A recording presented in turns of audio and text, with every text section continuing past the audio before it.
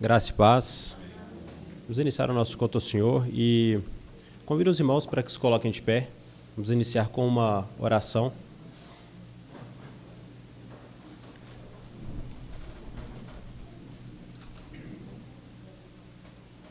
Oremos. Pai Santo, o teu povo se encontra aqui reunido em um só espírito, em um só intuito, de ouvir a tua palavra e de prestar um culto ao Senhor, de adorar e se render a ti. Pai Santo, nós ouvimos este teu chamado e aqui nos encontramos e desde já declaramos, Senhor, que nós carecemos da tua ajuda para prestarmos esse serviço a ti, porque nós somos naturalmente inclinados ao mal, ao pecado, mas o Senhor, meu Deus, pelo teu Santo Espírito pode, e temos essa convicção, irá nos conduzir nessa adoração ao Senhor, para que de fato glorifique o teu nome. Meu Deus, pedimos ao Senhor que, como assim esperamos, como assim o Senhor prometeu na tua palavra, tu fales aos nossos corações, nos fortaleça, meu Deus, e de fato produza em nós uma união, conforme as tuas escrituras também diz que nós estamos unidos uns com os outros e com o teu Filho amado, Jesus Cristo.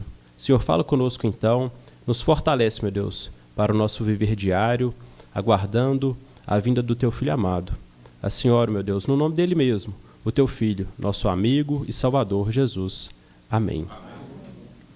Irmãos, vamos louvar o Senhor com um hino, com um cântico, que é a palavra dos meus lábios.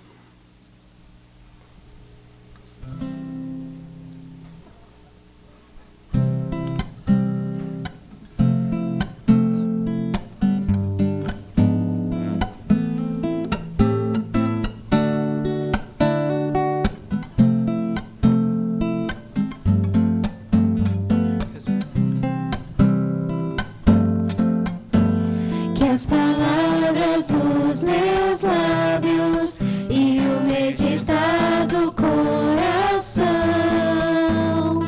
agradem a ti, agradem a ti. Que as palavras dos meus lábios e o meditar do coração agradem a ti, ó Senhor, minha rocha e redentor, a razão do meu viver, agradável aos teus olhos quero ser. Cada dia, cada instante, sempre hei de te louvar, agradável aos teus olhos quero ser. Que as palavras dos meus lábios e o meditar do coração agradem a ti, agradem a ti. Que as palavras dos meus lábios e o meditar do coração agradem a ti, ó Senhor. Minha rocha e redentor, a razão do meu viver, agradável aos teus olhos quero ser.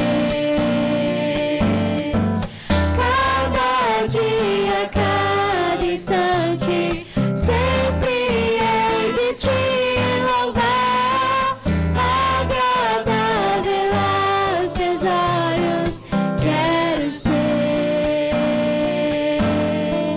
ó Senhor.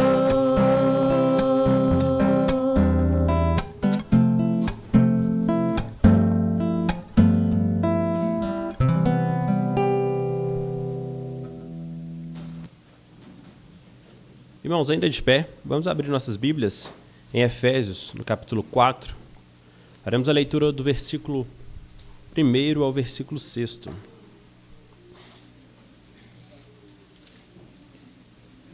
quarto capítulo da carta de Paulo aos Efésios, versículo 1 ao versículo 6.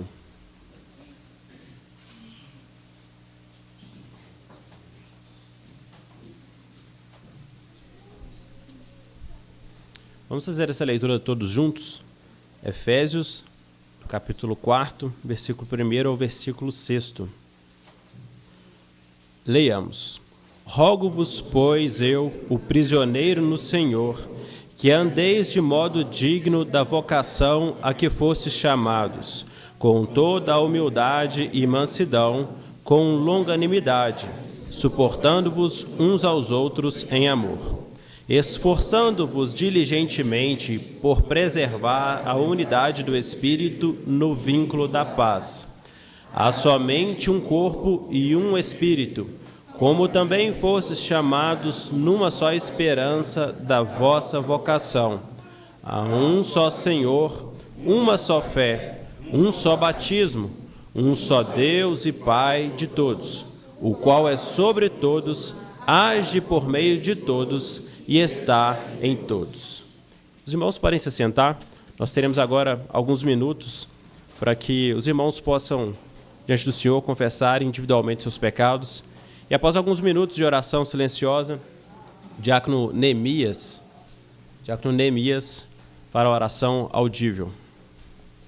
Oremos então, meus irmãos.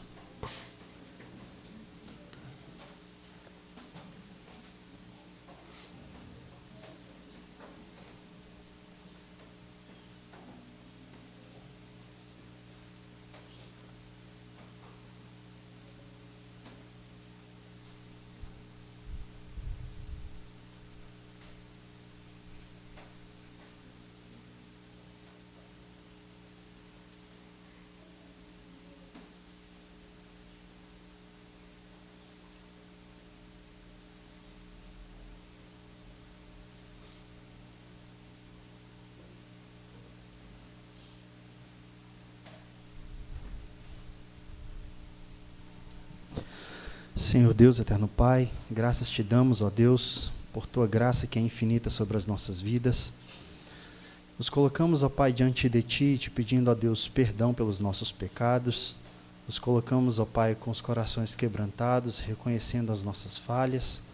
Quando, ó Deus, agimos de maneira autônoma, ó Pai, ignorando a tua vontade, ou quando também omitimos, ó Deus, um posicionamento que deveríamos ter tomado, ó Pai. Te peço, ó Deus, que o Senhor haja com graça sobre os nossos corações, sobre as nossas vidas, guiando-nos, ó Deus, novamente para perto de Ti, para debaixo da Tua vontade, ó Pai, de maneira que a nossa vida, a nossa conduta, os nossos pensamentos e as palavras, ó Pai, que saem da nossa boca, tudo isso possa glorificar o Teu nome, Senhor. Em nome de Jesus, ó Deus, dou graças, ó Pai, damos graças a Ti, porque Tu és bondoso e Tu és misericordioso, e podemos ver isso no dia a dia, ó Pai, como o Senhor cuida de nós. E, Senhor, não queremos andar distante de Ti. Tem misericórdia de nós. Leva-nos, ó Deus, para junto de Ti, ó Pai.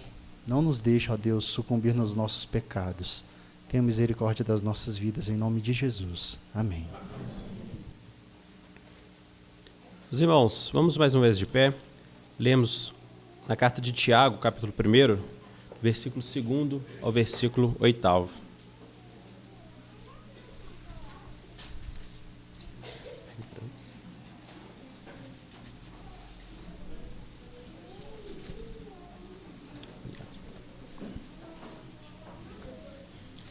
Primeiro capítulo da carta de Tiago, versículo 2 ao versículo 8. Vamos fazer essa leitura de forma alternada. Eu iniciarei lendo o versículo de número 2, e os irmãos, juntamente com o diácono Neemias, lerão os versículos de número ímpar. Tiago, capítulo 1, versículo 2 ao versículo 8. Meus irmãos, tende por motivo de toda alegria o passardes por várias provações, sabendo que a aprovação da vossa fé, uma vez confirmada, produz perseverança. Ora, a perseverança deve ter ação completa, para que sejais perfeitos e íntegros, em nada deficientes. Se, porém, algum de vós necessita de sabedoria, peça a Deus, que a todos dá liberalmente, e nada lhes impropera, e se lhe há concedida. Peça, porém, com fé, em nada duvidando, pois o que duvida é semelhante à onda do mar, impelida e agitada pelo vento. Não suponha esse homem que alcançará do Senhor alguma coisa. Homem de ânimo dobre, inconstante em todos os seus caminhos. Amém, meus irmãos. Louvemos o Senhor com mais 2 cânticos.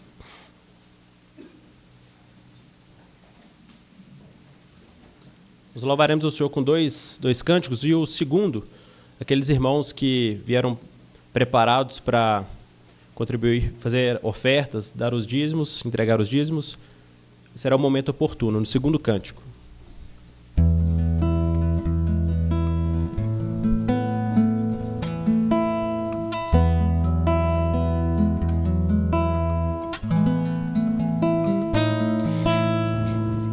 Se tu olhares, Senhor, pra dentro de mim, nada encontrarás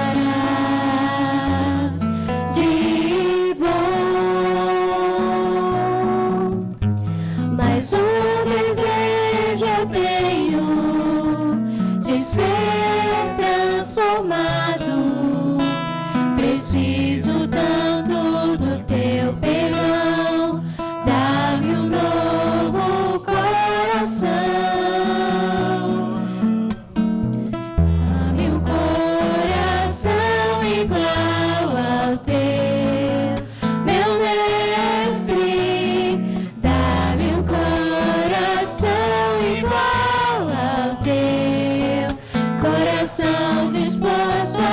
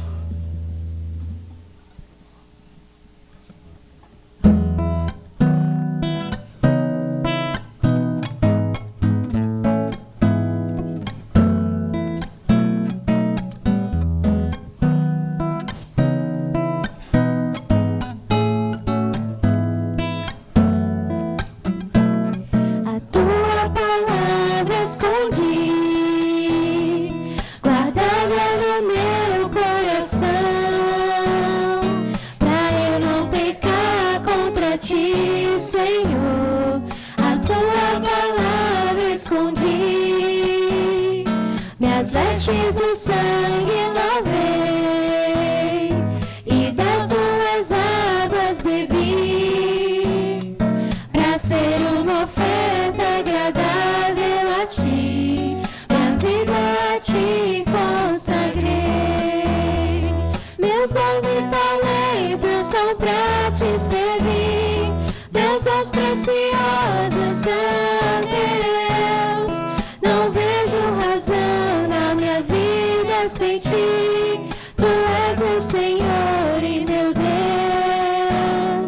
Assim como o fogo refina o ouro, vem tua obra e me completa, até que o mundo possa ver tua glória e meu rosto brilhar.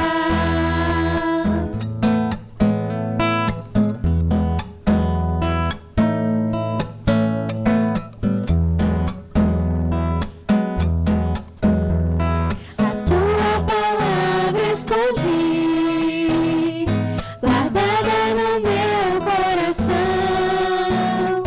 pra eu não pecar contra ti, Senhor.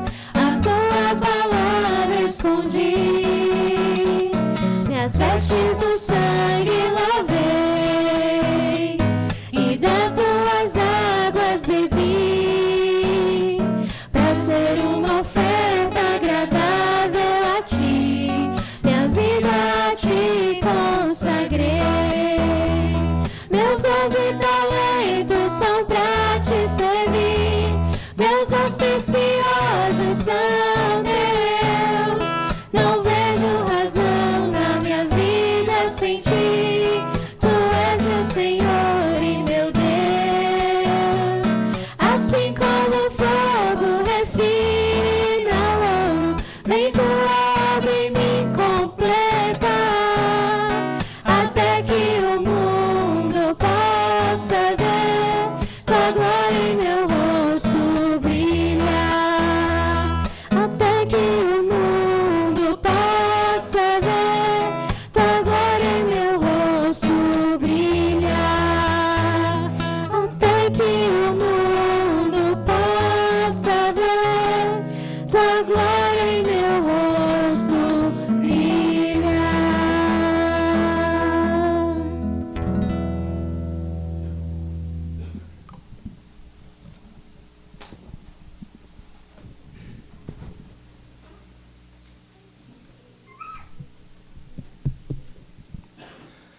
Oremos. Bendito Deus, amantíssimo Pai, muito obrigado, Senhor, por essa oportunidade de estarmos aqui na Tua casa, reunidos, junto dos irmãos, ó Pai, para Te bendizer, para glorificar o Teu santo nome. Muito obrigado pelo dia que Tu concedeu a cada um de nós até aqui, Senhor, pela bênção de podermos acordar, despertar pela manhã e contemplar as belezas da Tua mão, feita por Suas mãos. Muito obrigado pelas pessoas também hoje que nos visitam, Senhor, os visitantes, que eles possam sair daqui cheios do Teu Espírito Santo, que seus corações possam ser preenchidos com a Tua palavra. Senhor Deus, eu te peço, Senhor, que Tu venha abençoar as pessoas enfermas na nossa igreja.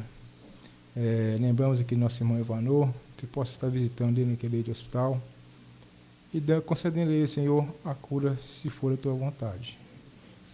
Que Tu possa fofar a cama, Senhor, e dar a ele aquilo que Tu tem para ele, reservado para ele, Pai.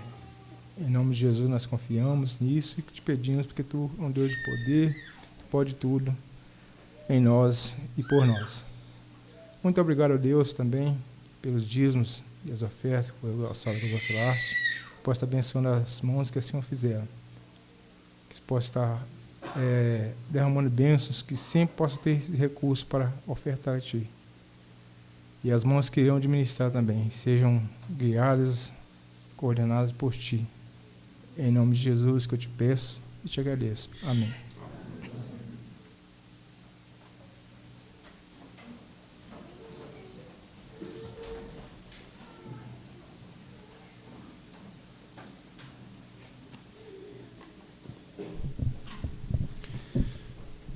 Amados irmãos, está entre nós o Gustavo, filho do nosso irmão presbítero Tiago, da nossa irmã Lucélia. E eu quero convidar, então, o Gustavo para vir à frente. Caso ele não consiga vir sozinho, seus pais podem trazê-lo.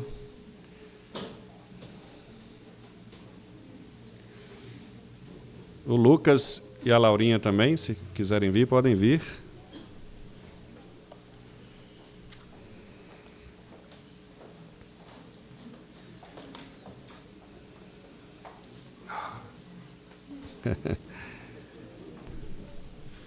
Antes de procedermos ao batismo, eu quero perguntar aos irmãos Tiago e Lucélia se de fato é desejo do coração de vocês consagrar o Gustavo ao Senhor neste batismo. Sim. Então, sendo desejo desses queridos irmãos consagrar ao batismo o pequeno Gustavo, nós gostaríamos de instruir brevemente aos pais e também à igreja quanto ao que a Escritura Sagrada nos diz a respeito do batismo infantil. A palavra de Deus, meus amados irmãos, e assim a nossa teologia afirma, nos ensina que o batismo é um sacramento da nova aliança, da nova dispensação, instituído pelo nosso Senhor Jesus Cristo, com aspersão feito com água, em nome do Pai, do Filho e do Espírito Santo, e é um sinal e selo da nossa união com Cristo, representando assim o resgate dos nossos pecados pelo seu sangue, da regeneração dos nossos corações pelo Espírito Santo e da adoção como filhos de Deus e também da ressurreição para a vida eterna. Por meio do batismo, as pessoas são solenemente admitidas na igreja do Senhor, na igreja que nós chamamos visível. E assim elas entram com Deus em uma aliança eterna, prometendo ser, portanto, filho deste Deus e ter este Deus como seu Deus, tanto aqueles que são maiores de idade, quanto aqueles também que são a sua posteridade, ou seja, seus filhos, seus descendentes. As pessoas batizadas em nome do Pai, do Filho e do Espírito Santo, elas prometem pertencer inteiramente ao Senhor.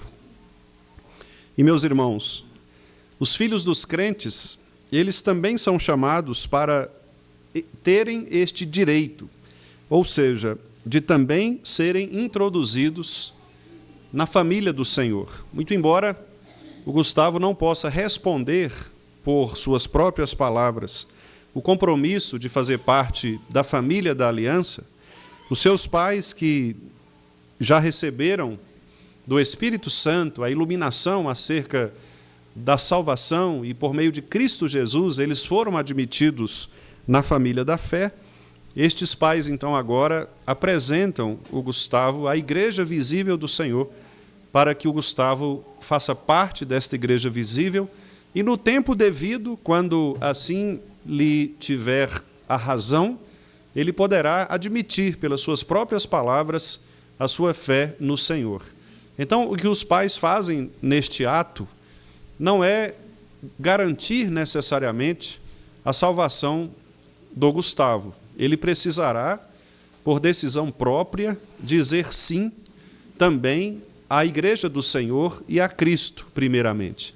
Mas o que os pais fazem agora, eles o fazem submissos à própria palavra do Senhor, porque eles creem na promessa da aliança. Então, ao admitirem agora o seu filho, seu filhinho, à igreja do Senhor, eles estão, então, declarando a todos nós, diante de Deus e diante desta igreja, aquilo que o nosso Senhor Jesus Cristo também nos ensinou, quando ele disse, dos tais é o reino de Deus, conforme o Evangelho de Marcos, capítulo 10, verso 14. E agora, então, irmãos Tiago e Lucélia, já que Deus concede a vocês esse grande privilégio de trazer o Gustavo à presença do Senhor, eu gostaria também de fazer-lhes algumas perguntas e gostaria que vocês respondessem em voz audível para que toda a igreja pudesse também testemunhar desta responsabilidade que agora vocês assumem. Este é um voto, meus irmãos, que é realizado num culto solene ao Senhor. E todo voto realizado num culto solene, ele deve ser cumprido, porque nós somos exortados pela palavra de Deus que ninguém deve se apressar a fazer qualquer voto na presença do Senhor, porque nós estamos diante do Deus vivo e verdadeiro, aquele que é justo juiz.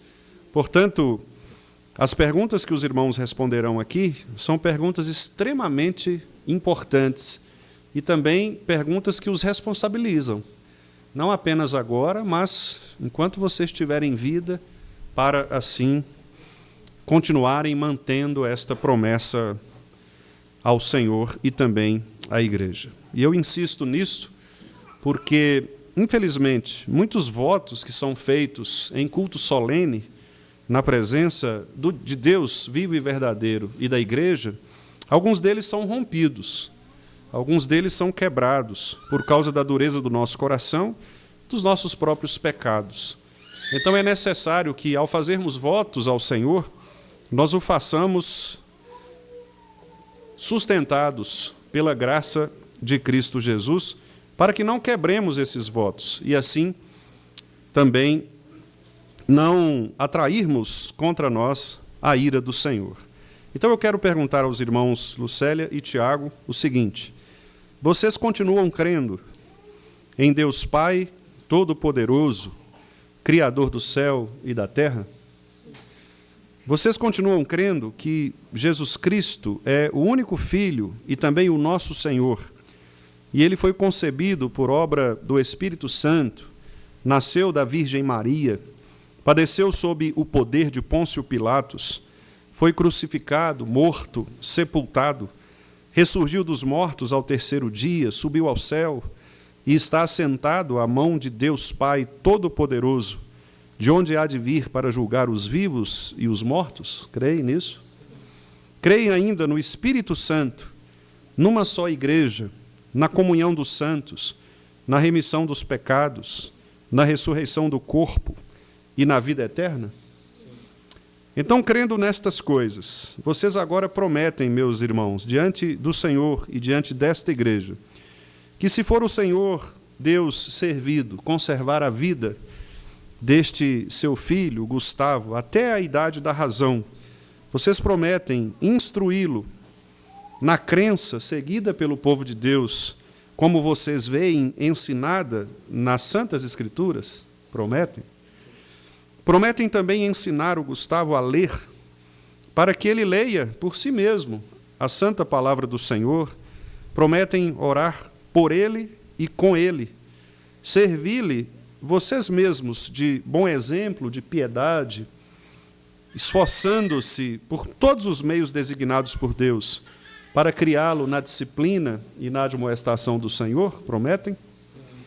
E, finalmente, irmãos, vocês prometem ler com ele a Bíblia e trazê-lo à igreja com assiduidade, ensiná-lo desde pequenininho a respeitar o culto divino, as suas autoridades e a também participar da igreja do Senhor?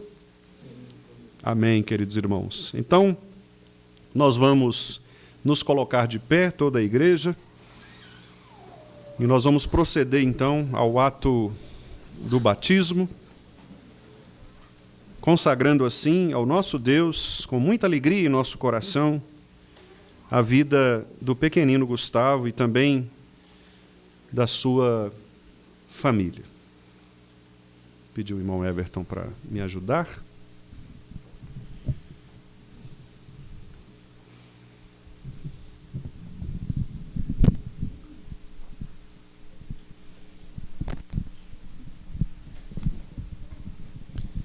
Que estragar o penteado do Gustavo, né? Tudo bem, Gustavo? O pastor vai jogar um pouquinho de água na sua cabeça, tá bom? Tá, família. Gustavo, eu te batizo em nome do Pai, do Filho e do Espírito Santo. Ó Deus, não há outro pedido que nós desejamos fazer ao Senhor nesta hora, a não ser que o Senhor conserve fé no coração deste pequenino que agora nós te entregamos. Ó Deus, cuida dele, Senhor, para que ele jamais se desvie dos teus caminhos. Cuide do Gustavo, Senhor, para que a verdadeira fé esteja presente, profundamente enraizada no seu coração, desde agora e para todo sempre, Senhor.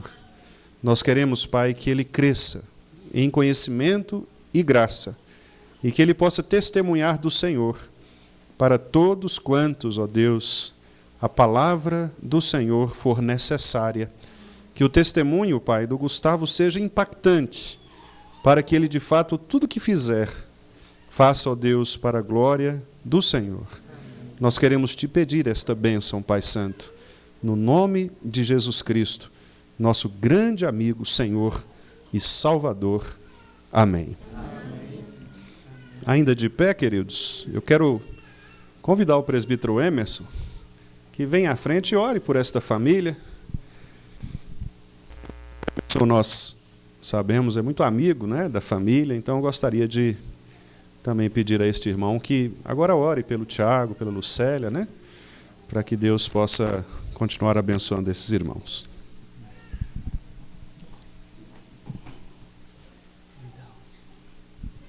Oremos.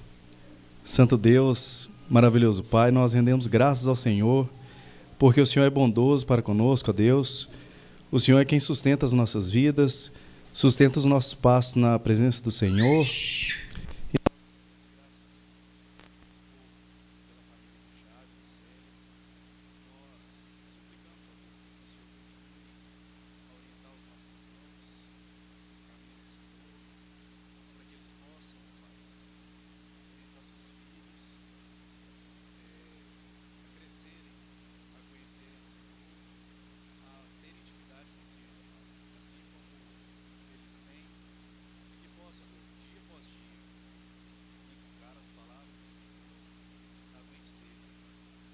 E assim, ó Deus, nós cremos que quando eles crescerem, eles trilharão os mesmos caminhos dos pais. Ó Pai, que toda a igreja, ó Deus, possa também de igual modo caminhar, ó Deus, junto ao Senhor, caminhar os mesmos passos do Senhor, Pai. E nós cremos que o Senhor é poderoso para isso. Nós cremos, ó Deus, porque é a vontade do Senhor sobre as nossas vidas e que o Senhor possa direcionar todos nós. Nós te louvamos, nós uma vez mais te pedimos, ó Deus, e pelo cuidado do Senhor para com o Gustavo em especial. E nós somos gratos, ó Deus, pela vida dele, nós somos gratos, ó Deus, pela vida das nossas crianças. Muito obrigado, ó Deus, porque elas são o futuro da igreja, e nós cremos, ó Deus, que após nós, ó Deus, eles é quem manterão a palavra do Senhor viva, ó Deus, nos corações daqueles que ainda haverão de seguir ao Senhor. Muito obrigado por essa noite, muito obrigado, Deus, pela oportunidade de, juntos com os irmãos, estarmos reunidos para louvar ao Senhor, que é poderoso e merecedor de toda honra e toda glória. Em nome do teu Filho amado Jesus Cristo, o nosso Senhor. Amém. Os irmãos podem se assentar.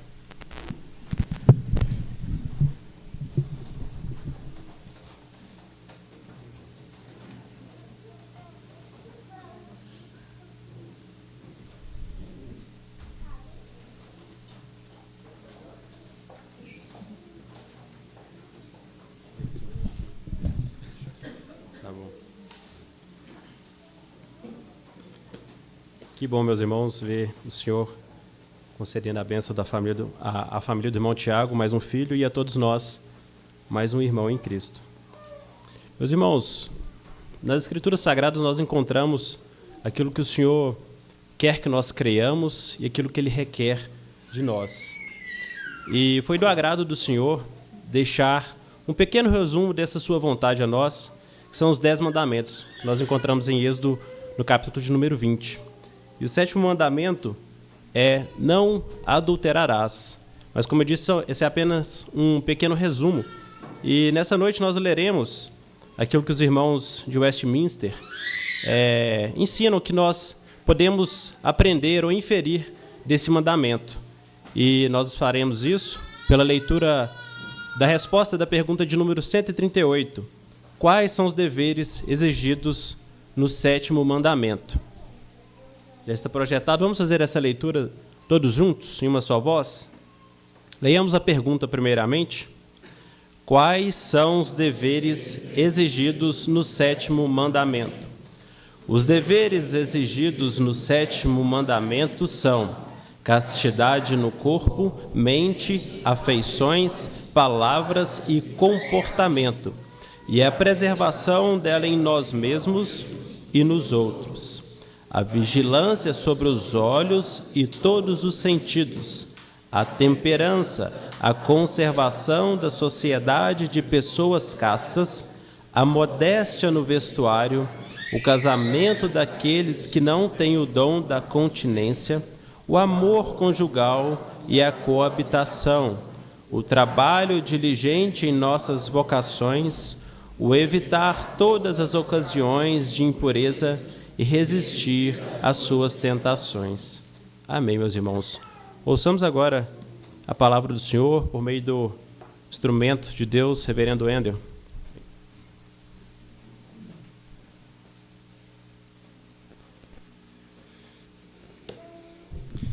Os irmãos perceberam que nem todos precisam se casar, né?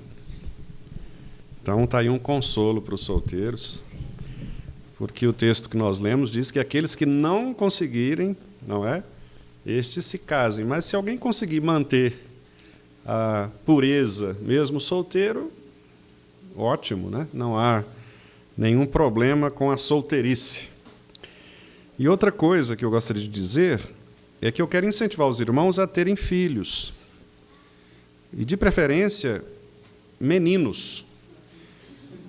Porque nós já temos a Nodô, temos a Bebel, temos as Helenas, que estão chegando, e só temos o Gustavo. Então, nós precisamos ter outros meninos para que, na idade certa, esta turma aí se case no Senhor, não é?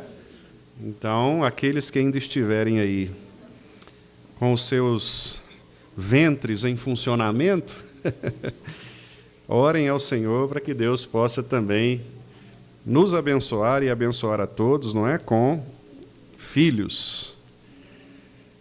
Estamos aguardando mais filhos. Meus queridos irmãos, vamos então abrir a palavra de Deus na carta do apóstolo Paulo aos Filipenses, que é onde temos meditado aos domingos. E eu quero ler com os irmãos os versículos 27 e 28, apenas do capítulo 1. Na verdade, eu farei a leitura dos versículos 27 a 30, porque este é um parágrafo completo. Contudo, eu preferi, apenas por uma questão didática, separar este parágrafo em duas partes. Então, é como se eu estivesse diante de um texto completo, mas falarei hoje sobre a primeira parte e depois falarei, se Deus assim permitir, na segunda parte. Então, versículos 27 a 30 do capítulo 1 de Filipenses. Texto de Paulo, inspirado pelo Espírito de Cristo, diz assim: vivei, acima de tudo, por modo digno do Evangelho de Cristo, para que, ou indo ver-vos, ou estando ausente, ouça no tocante a vós outros, que estáis firmes em um só espírito, como uma só alma, lutando juntos pela fé evangélica, e que em nada estáis intimidados pelos adversários. Pois o que é para eles prova evidente de perdição, é para vós outros de salvação, e isto da parte de Deus, porque vos foi concedida a graça de padecerdes por Cristo, e não somente de crerdes nele, pois tendes o mesmo combate que vistes em mim, e ainda agora ouvis que é o meu. Amém. Vamos orar, meus irmãos, mais uma vez. Obrigado, Senhor, pelo privilégio de podermos juntos cultuarmos a Ti, e participarmos de momentos tão singulares, tão expressivos para todos nós, como o culto que nós servimos e prestamos a Ti. Obrigado, ó Deus, por tudo que já fizemos aqui. Obrigado pelos cânticos, pelas orações, pelas leituras de Tua palavra. Obrigado pela entrega do Gustavo ao Senhor. E agora, Pai, Te agradecemos porque a Tua palavra é acessível a nós. E eu quero, portanto, pedir ao Senhor, no nome de Jesus, que possa me capacitar, ó Deus, nesta noite, para que eu transmita aos irmãos a palavra que é do Senhor. Portanto, ó Deus, controle os meus lábios, o meu coração, para que, de fato, a palavra do Senhor seja pregada com fidelidade. E, ao mesmo tempo, Senhor, peço também que tanto eu quanto os meus irmãos que me ouvem, possamos nós, ó Pai, sermos instruídos por esta palavra, capacitados por ela, consolados, corrigidos, se necessário for, para que assim, Senhor, a Tua palavra continue operando em nós e cumprindo o propósito para o qual o Senhor mesmo a designou. Portanto, ó Deus, abra nossos entendimentos e corações e faça isto para a glória do Teu próprio nome e também para a edificação do Teu povo. Esta é a oração que nós Te fazemos com gratidão em nossos corações, em nome de Jesus Cristo. Amém.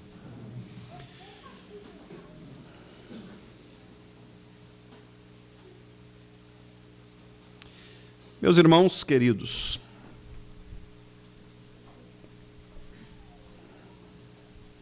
nós estamos diante de um texto que representa muito daquilo que o apóstolo Paulo, de fato, deseja para a sua igreja, que é viver de modo digno do Evangelho. Nós temos um exemplo histórico de um governador romano chamado Plínio, apelidado também de o Moço. Lá pelos anos 112 depois de Cristo, ainda na primeira era, Plínio escreveu uma carta ao imperador Trajano, relatando ali a sua dificuldade em lidar com os cristãos da Bitínia.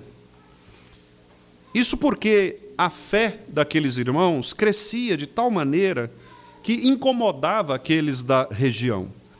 Muitos, inclusive, haviam abandonado os templos pagãos, muitos haviam se curvado diante de Cristo e destruído aqueles templos que eram consagrados a deuses falsos. Intrigado com tudo isso, Plínio, o Moço, ele então investigou e descobriu algo que o surpreendeu. Plínio descreve que os cristãos daquela época, eles tinham alguns costumes, e ele relata assim na carta que escreveu ao imperador Trajano. Primeiramente, os cristãos tinham o costume de se reunir um dia fixo na semana, antes do amanhecer, para cantar um hino a um tal Cristo, como a um Deus, e para se comprometerem não a algum crime, mas a não cometer furtos, roubos, adultério, a não faltar à palavra dada e a não negar um depósito quando lhes fosse assim confiado.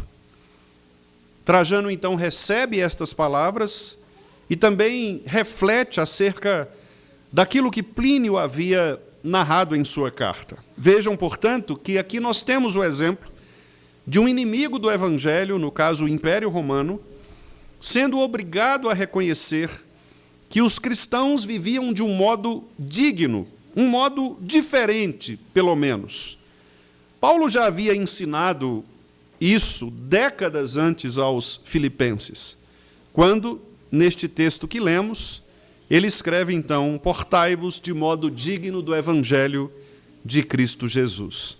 E assim, meus amados irmãos, como com a mesma força exortativa daquela época, o apóstolo Paulo também nos exorta em nossos dias, a que vivamos de modo digno do Evangelho, de maneira que a nossa fé não seja apenas proclamada, mas vivida com coerência, unidade e coragem diante das lutas que nos são impostas. Então eu quero, neste primeiro sermão deste parágrafo, trazer para os irmãos 3 aspectos que nos chamam a atenção neste texto. E eu quero apenas abordar até a parte A do versículo 28, quando Paulo diz que nós não devemos andar intimidados pelos nossos adversários. A primeira coisa que Paulo nos diz aqui é que nós devemos viver uma vida coerente, um chamado à coerência de vida. Portai-vos de modo digno do Evangelho de Cristo. A palavra que é usada por Paulo aqui para vivei ou portai-vos de modo digno, ela tem um sentido muito interessante, que é viver como cidadãos.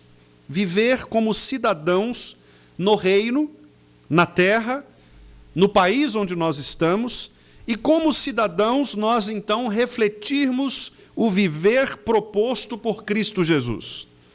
Nós já sabemos que Filipos era uma colônia romana, e o orgulho daqueles moradores filipenses estava exatamente em viver como cidadãos de Roma. Mesmo estando longe da capital, eles entendiam que essa cidadania, ou seja, estarem filiados ao maior império da época, era o que caracterizava a sua grandeza. Contudo, o apóstolo Paulo mostra que, na verdade, nós não pertencemos a reinos humanos. Nós não devemos, portanto, nos curvar diante de deuses construídos conforme as invenções dos homens. Mas, por outro lado, meus amados irmãos, obedecendo inclusive a oração de Cristo por nós, lá em João, capítulo 17, quando Cristo disse que nós não devemos sair deste mundo, mas vivemos neste mundo, Paulo também entende que nós devemos, como cristãos, nos portar de maneira digna onde estivermos. A proposta do apóstolo Paulo, portanto, é: não importa onde você esteja, onde você estiver, viva para refletir a glória de Cristo em sua vida. Em outras palavras, nós devemos viver de tal maneira que Cristo, em todas as áreas da nossa vida, seja glorificado. Seja no nosso trabalho, seja no lar, seja na nossa palavra do dia a dia, seja no nosso caráter, a maneira como nós vivemos, a maneira como nós nos relacionamos. O que o apóstolo Paulo quer, portanto, enfatizar é que aqueles irmãos que estavam vivendo um momento de perseguição e, inclusive, de disputas internas por causa do Evangelho, vocês se lembram que Paulo responde, inclusive, a uma preocupação desses irmãos que via outras pessoas pregando o Evangelho por pretexto, porque elas queriam apenas tirar de Paulo esta prerrogativa apostólica. Mas Paulo consola aqueles irmãos dizendo: olha, não se importem com isso, não percam o tempo pensando nas concorrências, nas competições, porque vocês têm um foco, e este foco é pregar Cristo e viver de uma maneira que agrade a Cristo. Portanto, não se preocupem com aquilo que é secundário. Não se preocupe com aquilo que as pessoas estão falando por aí. Vivam de maneira agradável ao Senhor. E os irmãos se lembram que no texto anterior, Paulo chega a dizer que o viver é Cristo, exatamente porque ele entendia que o propósito principal da sua vida era glorificar a Cristo, quer na vida, quer na morte. Paulo chega a dizer: olha, se eu permanecer vivo, eu continuarei pregando Cristo. Se vocês me matarem, aqueles que continuam vivos pregarão Cristo. Então, Cristo vai ser glorificado ou na minha morte ou na minha vida. Não importa o que as pessoas fazem, o que importa é que Cristo seja devidamente glorificado. Então, agora ele diz: se é assim, vivam acima de tudo, de maneira que as pessoas que estão ao seu redor percebam com clareza que vocês são de outro reino. Vocês não pertencem às ideologias da sua época. Vocês têm um outro Senhor, que não é o imperador romano.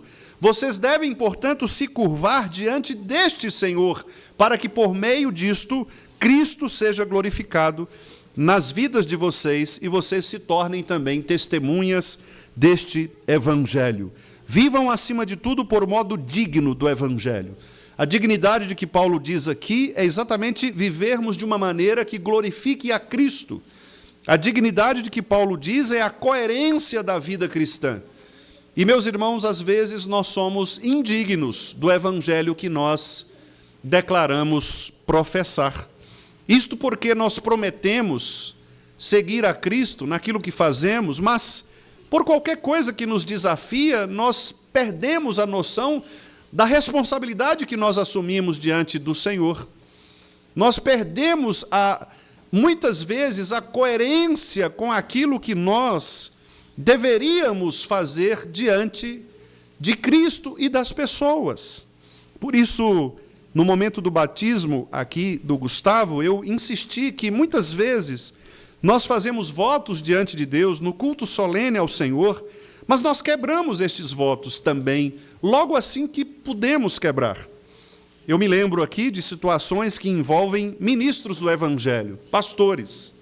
Nós, os pastores, quando somos chamados ao ministério, passamos por uma série de exames e somos responsabilizados diante da igreja e diante de Deus, em primeiro lugar, a cumprirmos certas obrigações. Por exemplo, os pastores devem prometer fidelidade e subscrição aos símbolos de fé da Igreja Presbiteriana do Brasil. Isso significa dizer que os pastores deveriam ser coerentes com aquilo que a confissão de fé e os seus catecismos declaram. Mas, meus irmãos, não é nenhum segredo que muitos pastores que estão ao nosso redor sequer sabem o que está escrito nas confissões e nos catecismos. Muitos pastores, inclusive, entendem estes documentos como coisas do passado, como doutrinas mortas. Muitos pastores, muitas vezes, tratam os textos que estão nestes documentos como coisa antiga, sem valor, que precisa ser reinterpretada. Ora, isto, como diria o reverendo Boanerges Ribeiro, nem é uma questão espiritual. Esta é uma questão ética, de pessoas que demonstram, às vezes, mau caratismo mesmo, porque elas prometeram diante de Deus e da igreja subscreverem os símbolos de fé, mas elas viram as costas quando detêm um certo poder de governar o povo. Paulo está dizendo que a nossa vida precisa ser coerente. As nossas palavras precisam ser sim, sim, não, não. O que disto for diferente pertence ao diabo.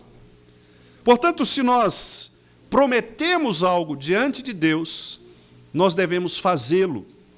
Se nós prometemos diante de Deus sermos ministros fiéis à palavra, subscrevendo os símbolos de fé que nós confessamos, não há nenhuma razão para que eu, assim, diante de pressões, ou diante, quem sabe, de ideias próprias, eu venha a abandonar aquele compromisso que fiz diante de Deus e diante da igreja. Quantos pais vêm à frente e prometem ensinar os seus filhos a ler a palavra de Deus, a orar com eles, a caminhar com eles, e logo que passa algum período da sua vida, isso é esquecido? Às vezes os pais, inclusive, terceirizam o conhecimento espiritual para a igreja. Passam a semana inteira levando os seus filhos a outro tipo de conhecimento, e às vezes querem que em 50 minutos, em 40 minutos, em 30 minutos, a professora, o professor de escola dominical fale a respeito de Cristo a esta criança. Incoerência, um viver indigno, porque você prometeu. E mais uma vez, citando o reverendo Boanerges Ribeiro, ele disse que ninguém nos obriga a ser presbiterianos. Ninguém. Mas se queremos sê-lo, devemos fazê-lo com dignidade. Portanto, as promessas que nós fazemos, os votos que nós declaramos, seja no batismo, seja na ordenação de pastores, de presbíteros, de diáconos, seja na profissão pública de fé, são votos, meus irmãos, que nós precisamos cumprir. Porque se não cumprirmos estes votos, ainda que passe despercebido da liderança da igreja, ou mesmo que a liderança seja conivente com alguns destes erros, nós seremos julgados pelo Senhor. Nós seremos, sim, julgados pelo Senhor. Quando a igreja vive de maneira digna, ela testemunha às pessoas, inclusive aos nossos inimigos, aos ímpios, a sua verdadeira fé. Plínio observou que aqueles cristãos não se destacavam por rebeldias políticas, por motins. Aqueles crentes não eram destacados pela maneira como se vestiam, pela maneira como se envolviam com a sociedade. Não, eles eram pessoas comuns, mas eram pessoas honestas, eram pessoas moralmente puras, eram pessoas confiáveis. Eram pessoas que, tendo convertido por causa do poder de Cristo, elas davam testemunho do Evangelho de Cristo. Por isso, Paulo diz: vivam, irmãos, continuem vivendo de modo digno do Evangelho. Em segundo lugar, Paulo fala a respeito da necessidade de nós termos unidade e firmeza. Veja o que ele diz no versículo 27, a parte B. Ele diz que estáis firmes, para que eu ouça, no tocante a vós outros, quer dizer, a respeito de vocês, vivam de modo digno, para que eu possa ouvir, mesmo estando aí ou estando longe, que vocês estão firmes em um só espírito, como uma só alma, lutando juntos pela fé evangélica. Paulo enfatiza aqui, meus irmãos, que a dignidade do Evangelho não é apenas viver de modo individual, não é apenas uma decisão de uma pessoa, mas é a coletividade da igreja. Por isso, ele usa verbos no plural. Estais, vivei, são verbos plurais. Vós devem estar. Vivam vocês. Estejam firmes. Porque Paulo fala à igreja. Ele não fala a indivíduos. E falando à igreja, ele diz que a igreja deve se fundamentar nos pilares da fé genuína, que é um só espírito, uma só fé, uma só alma. Aqui nós podemos pensar numa maneira triperspectivista, em três perspectivas, como que de fato o Espírito de Cristo atua na igreja, como que de fato a fé implantada por Cristo em nosso coração deve ser mantida, e como isso deve nos animar, como isso deve afetar a nossa alma. A ideia de Paulo é que a fé genuína, ela não é defendida por um indivíduo, mas ela é defendida por toda a igreja. Todos, portanto, devem ombrear uns aos outros, como soldados fazem na guerra, ombro a ombro, para que a fé em Cristo Jesus seja sustentada. Imagine um ambiente de guerra, em que vários soldados são convocados para defender o seu país. Eles devem, portanto, ter um plano sólido, e eles devem se ombrear, ombro a ombro, sustentando o mesmo estandarte, a mesma bandeira, marchando sempre na mesma direção. A ideia do apóstolo Paulo, portanto, é que estes irmãos de Filipos deveriam se unir em torno daquilo que é fundamental, essencial, que é o Evangelho de Cristo.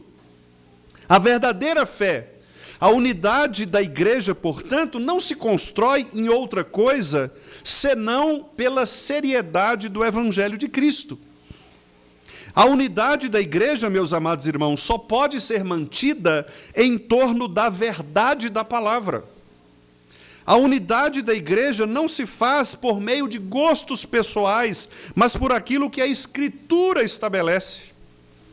De modo que Paulo deseja, de fato, ouvir a respeito daqueles irmãos, que eles estavam juntos pela defesa da fé evangélica. Esta expressão de Paulo rima de maneira muito próxima com aquilo que Judas escreveu na sua pequeníssima carta.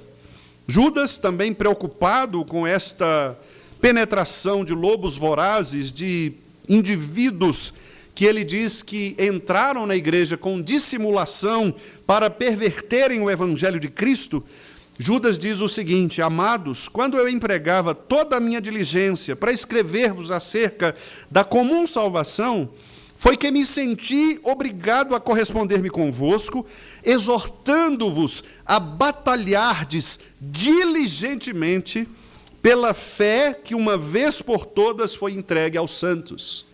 Judas iria escrever um tratado teológico sobre a salvação, mas ele diz, olha, a perversão tem sido tão grande, a entrada de heresia na igreja tem sido tão evidente, que eu precisei mudar o meu tema, mudar o meu projeto, e eu preciso escrever rápido a vocês, para pedir que vocês se unam em torno da defesa da genuína fé.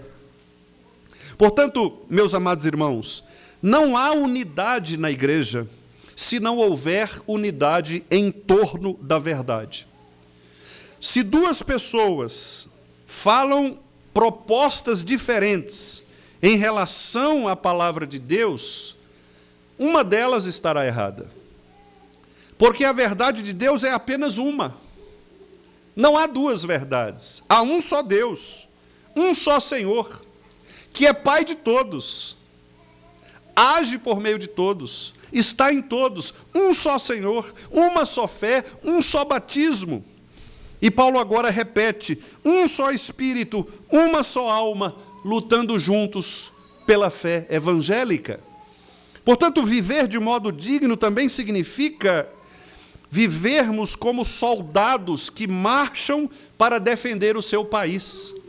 Viver ombreados uns ao lado dos outros, sustentando cada um os outros no temor de Cristo, sujeitando-nos uns aos outros para que nós possamos ser defendidos pelos nossos irmãos e também defendermos aqueles que são nossos irmãos, para que possamos assim resistir às perseguições, resistir às ciladas do inimigo, resistir aos ataques sofridos pela igreja do Senhor. Plínio, na sua carta, descreveu que os cristãos se reuniam antes do amanhecer, muito cedo, logo de madrugada.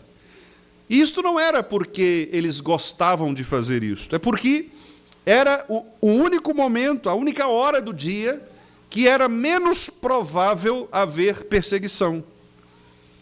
Por isso, então, eles estavam juntos neste propósito, de levantarem cedo.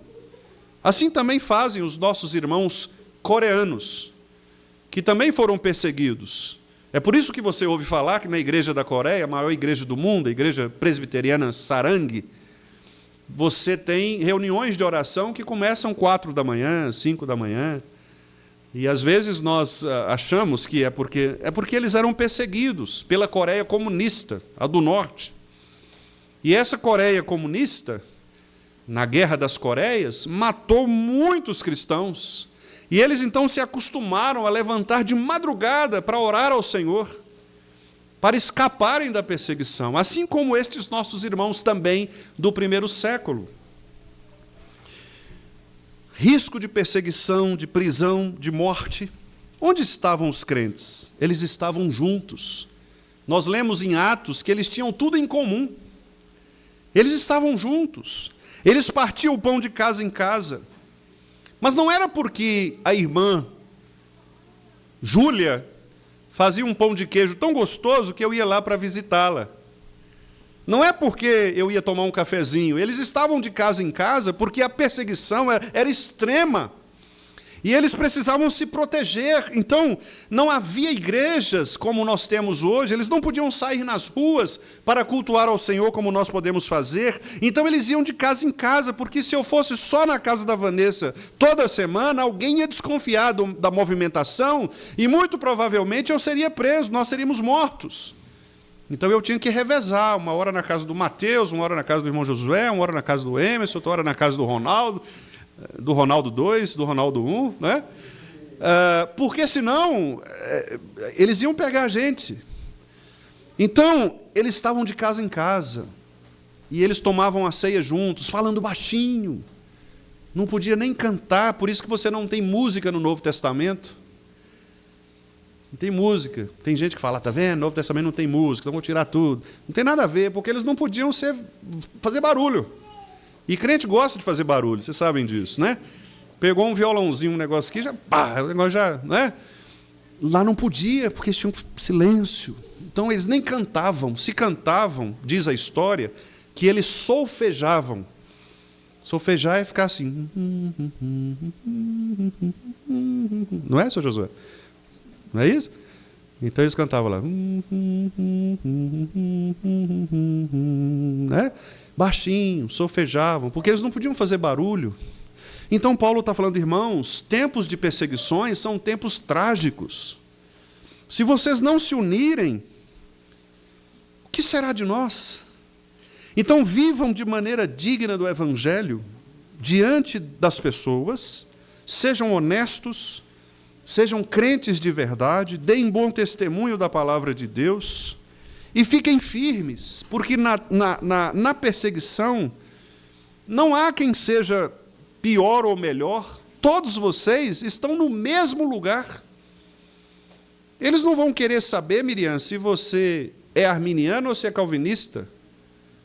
Vai saber se você é cristã.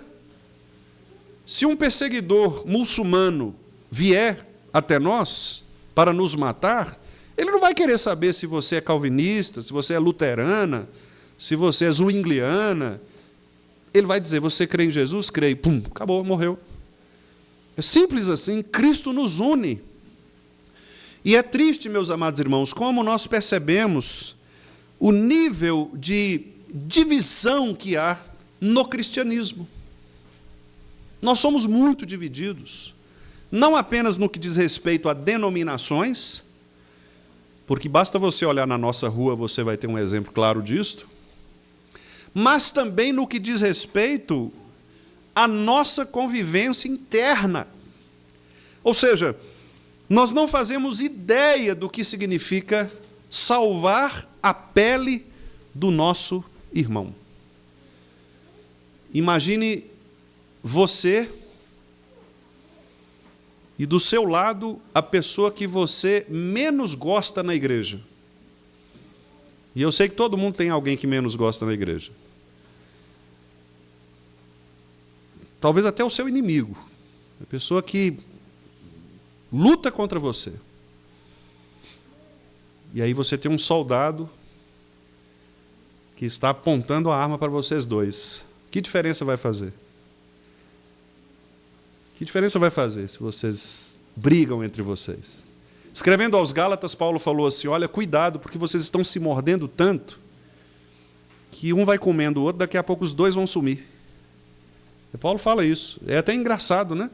A gente pensar na ideia de um vai comendo até os dois, igual tipo desenho animado, né? Some, porque um vai comendo o outro até acabar. Paulo está dizendo, cuidado, isso destrói a igreja. Mas nós precisamos estar firmes, irmãos, buscando a unidade da fé, pensando de fato que não há individualismos, não há espaço para individualismos no corpo de Cristo. Não há espaços para destaques individuais, pessoais. Uma igreja dividida, ela enfraquece o testemunho do Evangelho.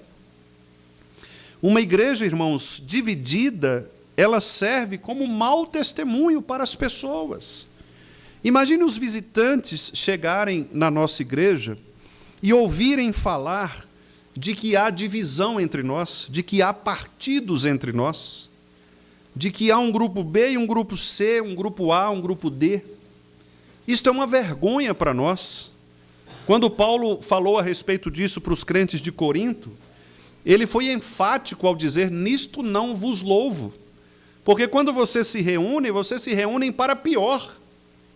Vocês se reúnem para promover divisões. E não é isto que nós devemos fazer. Portanto, Paulo está dizendo que num contexto como este, viver de modo digno do Evangelho é também manter-nos firmes na unidade cristã, um só espírito, uma só alma, lutando juntos pela fé evangélica. Podemos ter diferenças, podemos pensar diferente a respeito de tema A, tema B, podemos ter opiniões, isso não é pecaminoso necessariamente. Mas quando estas opiniões, quando estes conceitos individuais quebram a unidade da igreja, promovem uma distorção na fé evangélica, nós precisamos estar atentos. E a luz amarela precisa acender em nossos corações, para que nós não permitamos que isto sirva como instrumento de Satanás para dividir a igreja do Senhor, desviar o foco do Evangelho e promover destruição no meio do corpo de Cristo. E isto, infelizmente, não é incomum, porque nós somos pecadores, e o pecado gera isso em nós. O desejo de sermos primeiros. Contudo, meus amados irmãos, nós precisamos pensar que o que está em jogo não é a minha vida individual, mas é a vida da igreja. É Cristo Jesus, o Senhor, a quem eu estou pregando. E em terceiro e último lugar, meus irmãos, o texto também nos mostra que é preciso ter coragem diante das oposições. Esta frase de Paulo, a primeira frase do versículo 28, é uma frase que me impacta muito, pessoalmente. Ela diz: e em nada estais intimidados pelos adversários. E em nada estais intimidados pelos adversários.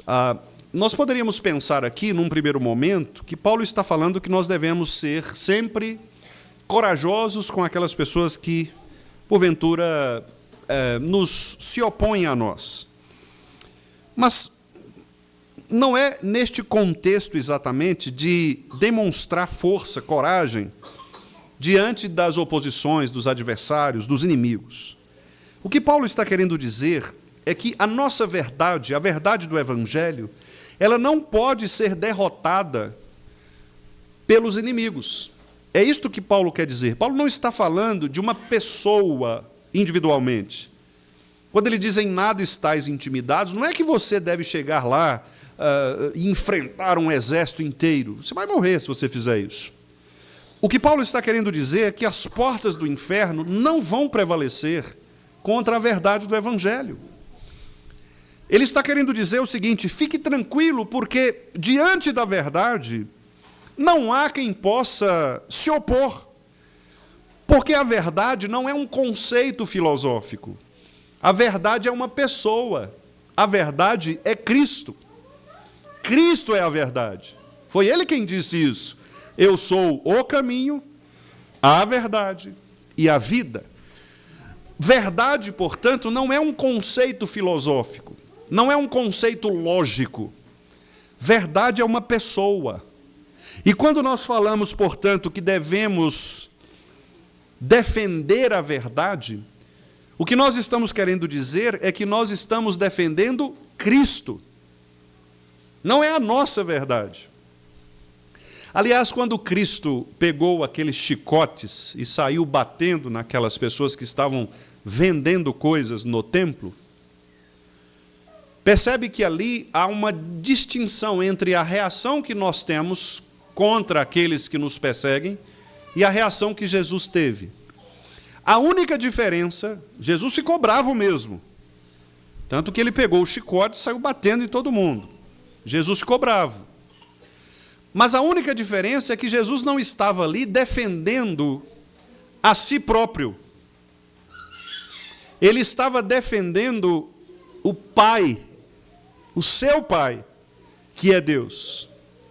Tanto que ele disse: o que vocês estão fazendo com a casa do meu Pai? Repare que Jesus não estava se defendendo ou defendendo a si próprio. Não era uma autodefesa, como nós normalmente fazemos. Quando somos ofendidos ou contrariados, nossa primeira reação é nos defender. Mas Jesus está nos ensinando que nós não devemos ter esta reação. Embora eu tenha esta reação, e sei que alguns irmãos também têm essa reação. É natural da gente querer se defender quando somos ofendidos. É natural querermos reagir. E as reações, elas são de todo tipo. Você pode reagir pulando sobre a pessoa e sufocando a pessoa, querendo esganá-la. Você pode fazer isso.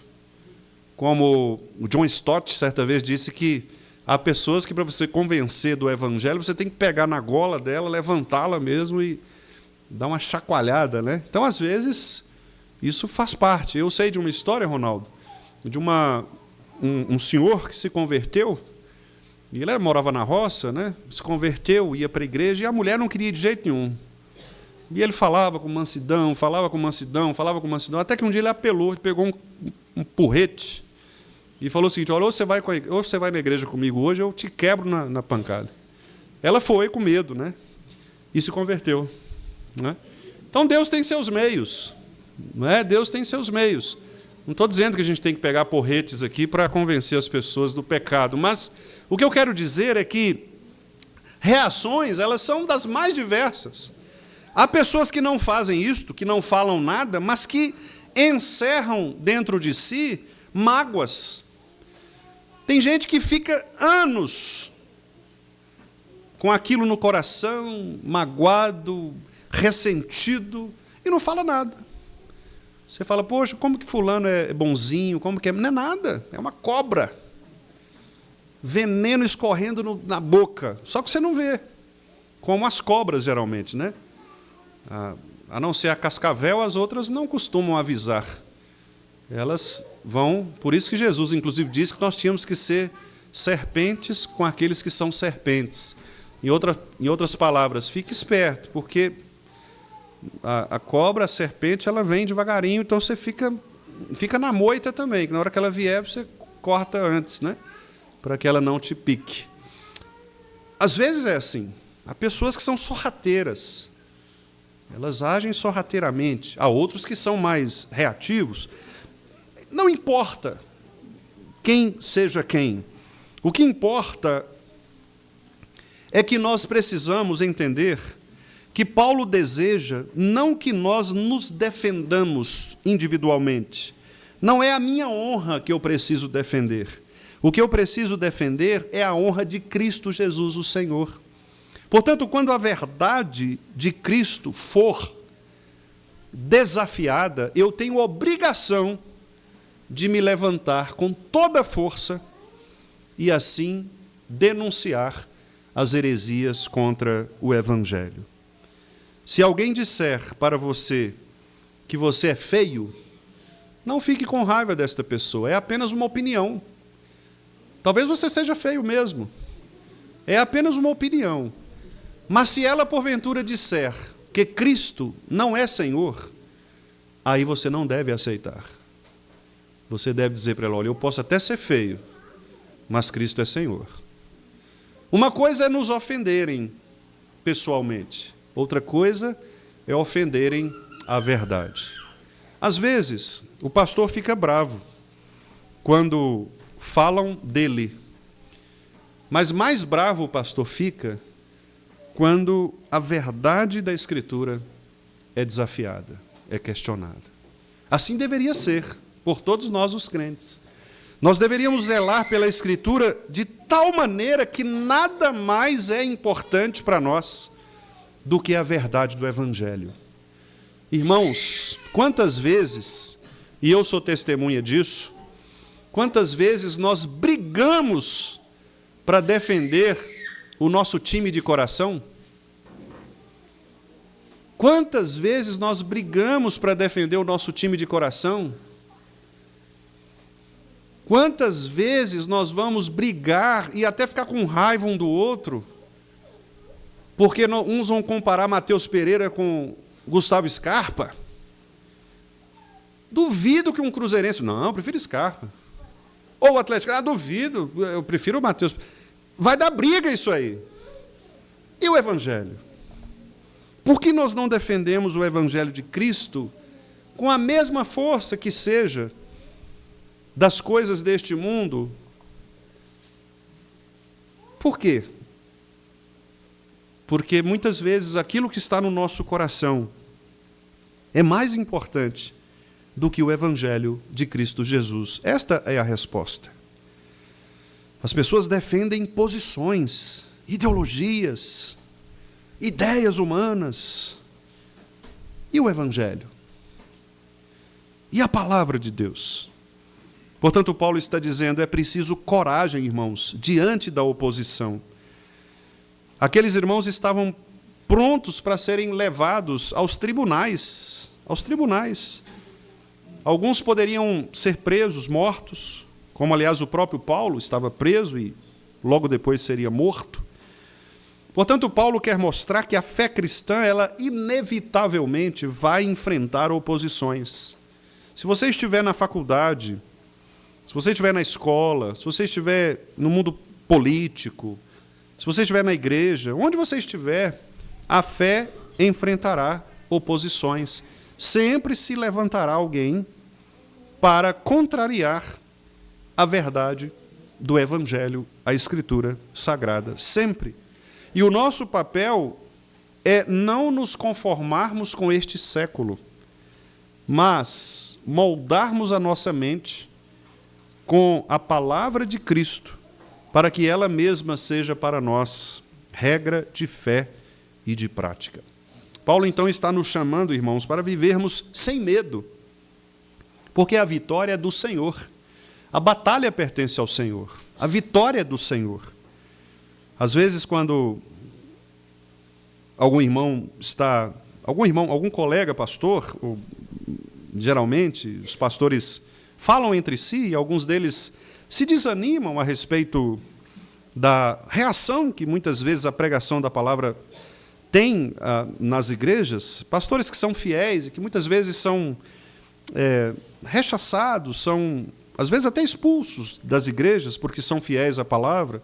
É comum nós ouvirmos com tristeza isto, né? Mas, ao mesmo tempo, as palavras de consolo que geralmente estes irmãos ouvem e nós ouvimos, é de que a pregação da palavra é assim mesmo, ela vai provocar reações, inclusive de oposições, de perseguições. Isto é natural do coração humano. Nós não devemos reagir, portanto, com indignação, nós não devemos reagir com medo, nós não devemos reagir com covardia, mas nós devemos ter a coragem de nos opor, de enfrentar aqueles que se levantam contra a palavra de Deus. É isto que o apóstolo Paulo está nos ensinando. Voltando a Plínio, também como parte dos seus relatos, ele dizia que aos acusados do cristianismo, que os acusados do cristianismo, eles tinham a chance de negar a sua fé e adorar assim os deuses romanos. Se eles fizessem isso, eles seriam salvos. Um exemplo que nós temos é de Policarpo, pastor de Esmirna. Já citei várias vezes aqui para os irmãos, 86 anos de vida, Policarpo, e ele foi levado para ser morto. E ali o soldado disse exatamente isso: você vai permanecer assim, crente, ou vai negar este Cristo? E a frase de Policarpo, que nos impacta até hoje, foi a seguinte: olha, eu tenho 86 anos e este Deus nunca me abandonou, então não é agora que eu vou abandoná-lo. E ele então é queimado vivo, depois morto, não é, diante de pessoas. E assim o testemunho destes irmãos, como Policarpo e muitos outros, são testemunhos vivos de pessoas que resolveram enfrentar a oposição à fé. Eles não iam se curvar a deuses romanos, coisa nenhuma. Eles não iam se curvar a ideologias humanas, coisa nenhuma. Nós não devemos nos curvar a ideologias humanas, coisa nenhuma. Não devemos ser escravos das ideologias humanas, meus irmãos. Nós somos escravos de Cristo. Nós não somos escravos do que os professores de faculdade nos ensinam. Nós não devemos ser escravos dos métodos humanos. Nós somos escravos de Cristo. Não interessa quem tenha dito. Talvez seja o mais inteligente dos homens. Se o que ele disse não diz respeito à Escritura, se o que ele disse e defendeu não tem a ver com o Evangelho, rasgue isso. Jogue isso fora. Abandone essas ideias miseráveis que são contrárias à palavra do Senhor. Nós não vivemos neste mundo para defender ideias humanas. Nós vivemos neste mundo para enfrentar as oposições a Cristo. Este é o nosso papel. Nós estamos aqui para defendermos Cristo, onde estivermos. Não para dar ibope a ideias humanistas. Ou nós somos cristãos de verdade, nos curvamos diante de Cristo Jesus, o Senhor, ou nós vamos adorar aos deuses pagãos da nossa cultura. Lembre-se de Daniel e dos seus amigos. Mesmo pressionados, eles não se curvaram aos deuses de Nabucodonosor. Eles sequer comeram das comidas servidas por Nabucodonosor. Eles foram crentes sérios, que entenderam que a sua missão no mundo era se opor às ideias humanas, que não condizem, que não combinam com o verdadeiro evangelho. Portanto, faça uma avaliação na sua vida e pergunte a você mesmo se as ideias que você sustenta, se a prática que você leva na sua vida, se isto pode ser apoiado, sustentado pela Escritura. Se não puder, abandone estas coisas. É melhor você chegar sem um olho no céu do que todo o seu corpo ser queimado no inferno. É muito melhor você perder o seu emprego, é muito melhor você perder o seu título, é muito melhor você perder o seu marido, o seu namorado, a você viver pecando contra o Senhor. Você pode viver 90 anos, 100 anos neste mundo defendendo as suas ideias. Chegará um dia que você não terá mais o que defender. E é nesse dia que você terá que prestar contas a Deus. Mas eu falei do Senhor, mas eu preguei a tua palavra, mas eu fiz muitas coisas na igreja. Apartai-vos de mim, vós os que praticais a iniquidade. Eu nem vos conheço. Que não seja esta a palavra que ouçamos, meus amados irmãos. A carta de Plínio mostra que a vida dos cristãos era tão marcante pela dignidade, pela unidade, pela firmeza na fé, pela coragem, que até mesmo os inimigos tiveram que admitir: os crentes são diferentes. Essa, portanto, é a mensagem de Paulo em Filipenses 1, 27, 28, parte A. Os crentes devem ser diferentes. Se nós não fizermos diferença neste mundo, se nós aceitarmos as ideias humanas, a prática antibíblica, se nós aceitarmos estas coisas como normais, nós estaremos mesmo fadados à condenação, à morte, e a igreja não subsistirá. Tem sido assim ao redor do mundo. Você pode pesquisar e veja quais igrejas ainda se sustentam de pé. Você vai ficar chocado quando perceber que as igrejas que não são mais igrejas cristãs são aquelas que deixaram entrar ideias humanistas. São aquelas igrejas que trocaram a pregação da palavra de Deus e a firmeza do Evangelho por ideologias humanistas. Essas igrejas hoje nem existem. Se tornaram casas de show, se tornaram prostíbulos, se tornaram boates, porque a palavra de Deus foi retirada do lugar central.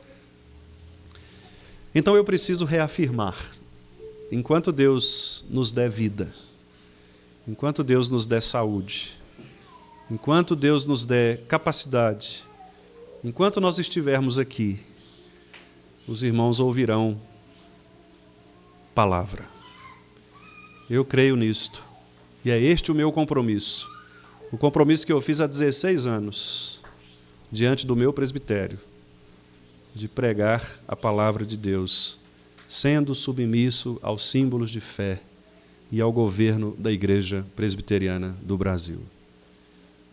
Peço aos irmãos que orem por mim, para que a minha confissão e a minha profissão de fé permaneçam vivas, permaneçam seguras, para que eu possa continuar pregando este Evangelho do Senhor, sempre para que Cristo seja glorificado e para que a igreja seja edificada. Vamos ficar de pé e vamos cantar com alegria o hino 93, Firmeza na Fé. Somente ponho a minha fé na graça excelsa de Jesus, no sacrifício remidor, no sangue do bom Redentor. A minha fé e o meu amor estão firmados no Senhor. Vamos cantar, irmãos, com alegria este hino.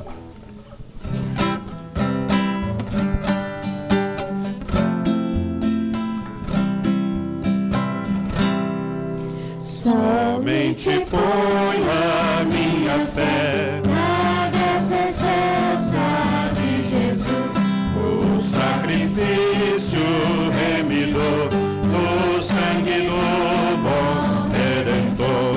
A minha fé e o meu amor estão firmados no Senhor, estão firmados no Senhor. Não lhe posso a face ver, é pela fé que vou viver, em cada transe a suportar, eu hei de nele confiar. A minha fé e o meu amor estão firmados no Senhor, estão firmados no Senhor. sua graça é muito real, abrindo traz no temporal, ao me cercar-me a tentação, me fortalece sua mão. A minha fé e o meu amor estão firmados no Senhor, estão firmados no Senhor.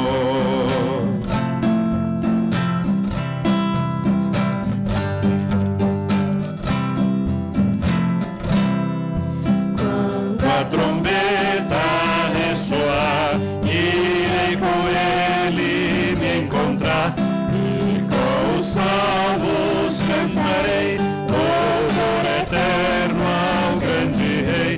A minha fé e o meu amor estão firmados no Senhor, estão firmados no Senhor. Querido Deus, nós te agradecemos pela noite que tivemos aqui juntos, por tudo que fizemos aqui, Senhor, e por aquilo que o Senhor também fez por nós. Dá-nos agora, Pai, uma noite de paz abençoada, ó Deus, em que ainda possamos refletir acerca do nosso compromisso contigo e renovemos, ó Pai, os nossos votos diante do Senhor de vivermos de modo digno do Evangelho do Senhor. Dá-nos uma semana de paz, uma semana na qual possamos demonstrar o bom testemunho do Senhor, onde quer que estejamos. Que a tua graça nos sustente, Pai Santo, que o teu amor esteja presente conosco. Nós te pedimos estas bênçãos no nome de Jesus. Amém. Meus amados irmãos, que a graça do nosso Senhor e Salvador Jesus Cristo, que o amor de Deus o Pai e que as ternas consolações do Espírito Santo sejam sobre todos nós, sobre todo o povo de Deus, não somente hoje, mas para todo sempre, em todo lugar. Amém.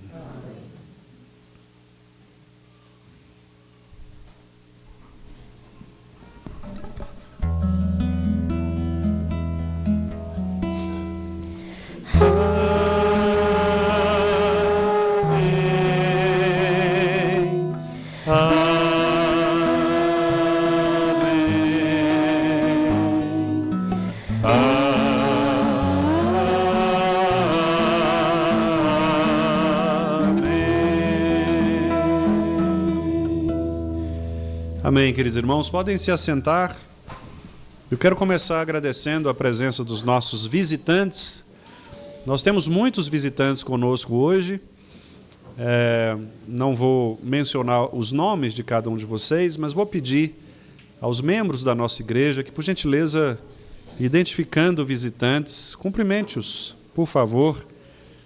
Temos aqui a família da Nayara, tem ali o irmão Emerson e família, Ronaldo, ali também perto do Alan, temos visitante conosco. Ali atrás também do irmão Gessi ali, olha, temos o casal também. Não é? Aqui também, ao lado da irmã Zilda. Então, são muitos os nossos visitantes. Muito obrigado pela presença de todos vocês.